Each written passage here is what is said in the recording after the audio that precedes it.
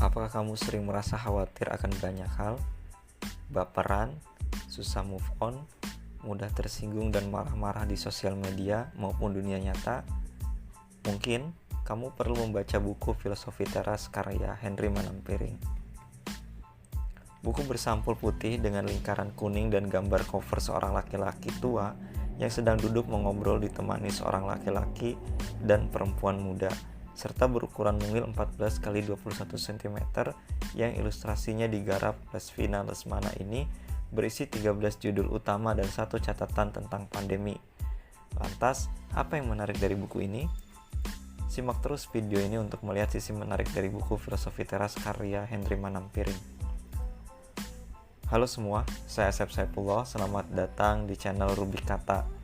Nah, di video kali ini, sesuai dengan janji saya pada video sebelumnya, saya akan ngebahas satu buku yang pernah saya bedah, yaitu buku Filosofi Teras karya Henry Manampiring.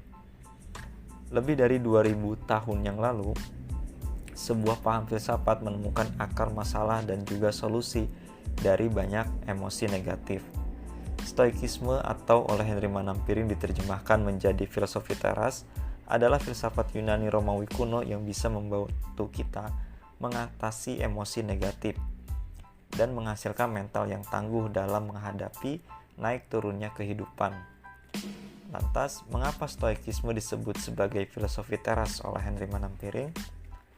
Alasannya agar jauh dari kesan filsafat sebagai topik berat dan mengawang-awang. Justru, filosofi teras bersifat praktis dan relevan dengan kehidupan generasi milenial dan Gen Z masa kini.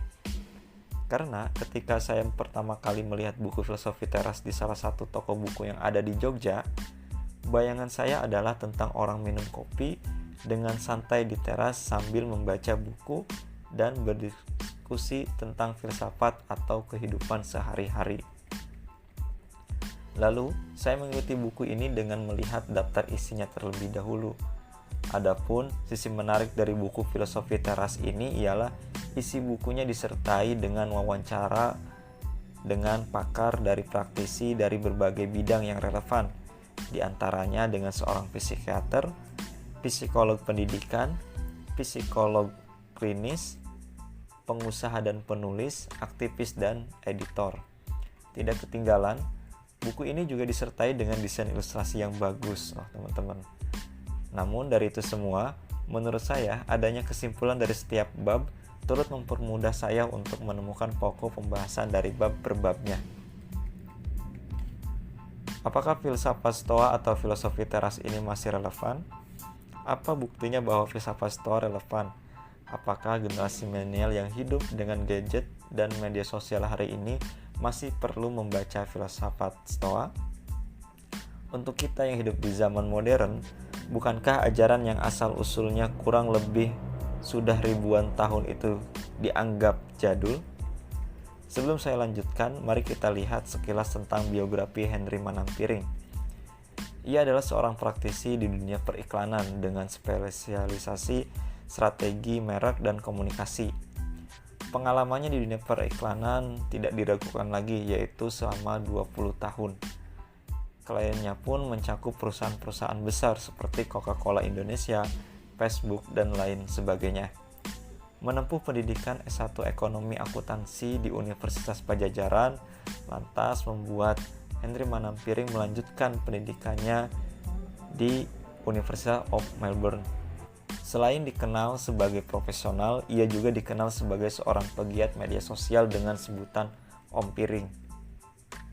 Buku Filosofi Teras ditulis oleh Henry Manampiring untuk menanggapi isu kesehatan mental seperti mudah merasa khawatir, baperan, susah move on, mudah tersinggung, dan marah-marah di sosial media maupun dunia nyata.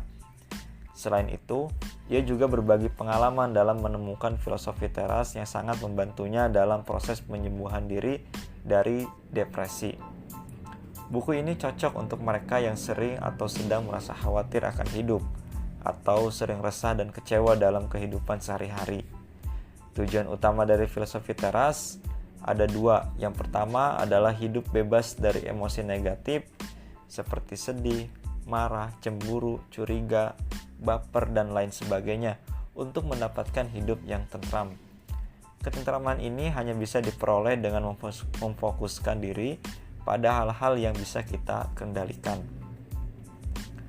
Tujuan utama yang kedua dari filosofi teras ialah hidup untuk mengasah kebajikan, untuk mendapatkan hidup yang tentram. Ketentraman ini hanya bisa diperoleh dengan memfokuskan diri pada hal-hal yang bisa kita kendalikan. Kebijaksanaan, keadilan, keberanian, dan menahan diri adalah kunci untuk mendapatkan kebahagiaan. Bagi filosofi teras, kebahagiaan adalah satu-satunya yang baik dalam kehidupan, teman-teman. Kebahagiaan itu lahir dari kebajikan, dan kebajikan hanya dapat dicapai dengan menggunakan akal yang jernih. Sebaliknya, kejahatan itu lahir karena menolak akal. Ada 4 jenis emosi yang merusak. Yang pertama adalah hasrat, yang kedua ketakutan, yang ketiga kesenangan, dan yang keempat adalah rasa sakit. Nah, 4 emosi ini harus disingkirkan dan diganti dengan pemikiran yang jernih, teman-teman. Ada 4 ide besar yang menurut saya membuat buku filosofi teras ini begitu digandrungi oleh para pembacanya di Indonesia hingga menjadi buku mega bestseller,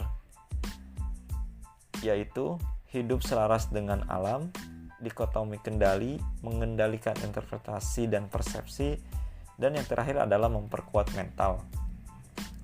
Hidup selaras dengan alam berarti menjaga harmoni dengan manusia, alam, dan Tuhan. Kedua, dikotomi kendali. Ada sebuah quotes menarik dari Epictetus, teman-teman. Ada hal-hal yang berada di bawah kendali kita, ada hal-hal yang tidak berada di bawah kendali, tidak tergantung pada kita, kata Epictetus. Apa saja hal yang tidak berada di bawah kendali kita? Yaitu tindakan orang lain, opini orang lain, reputasi atau popularitas kita, kesehatan kita, kekayaan, kondisi saat kita lahir, dan cuaca. Itu adalah hal yang tidak bisa kita kendalikan. Sedangkan yang di bawah kendali kita adalah berupa pertimbangan, opini atau persepsi kita, keinginan kita, tujuan kita, segala sesuatu yang merupakan pikiran dan tindakan kita sendiri. Ada quotes menarik nih dari filsuf Stoik bernama Seneca. Ia pernah bilang, manusia tidak memiliki kuasa untuk memiliki apapun yang dia mau, tetapi dia memiliki kuasa untuk tidak mengingini apa yang dia belum miliki, dan dengan gembira memaksimalkan apa yang dia terima. Seneca. Ide besar ketiga yang saya temukan dalam buku filosofi teras ini adalah perihal mengendalikan interpretasi dan persepsi.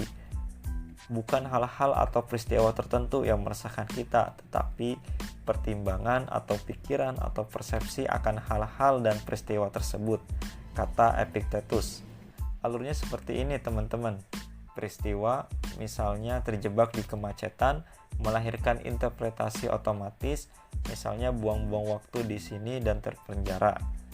Dan akhirnya timbul emosi negatif seperti marah, kesal, dan frustasi. Dari kejadian macet tersebut, kita sebetulnya bisa merubah emosi negatif menjadi emosi positif loh. Caranya adalah dengan konsep STAR. Stop, Think, Assess, dan Respond. Ide besar terakhir yang saya temukan dalam filosofi teras ini adalah tentang memperkuat mental. Akhir-akhir ini, isu kesehatan mental tengah hangat-hangatnya diperbincangkan. Bahkan dalam kuesioner yang dibagikan oleh Henry Manampiring, menyebutkan bahwa 2 dari 3 orang mengalami stres, khawatir, cemas, dan takut. Untuk mengobati hal tersebut, filosofi teras telah membuat sebuah rumusan, yaitu dengan pikirkanlah hal-hal buruk yang mungkin terjadi.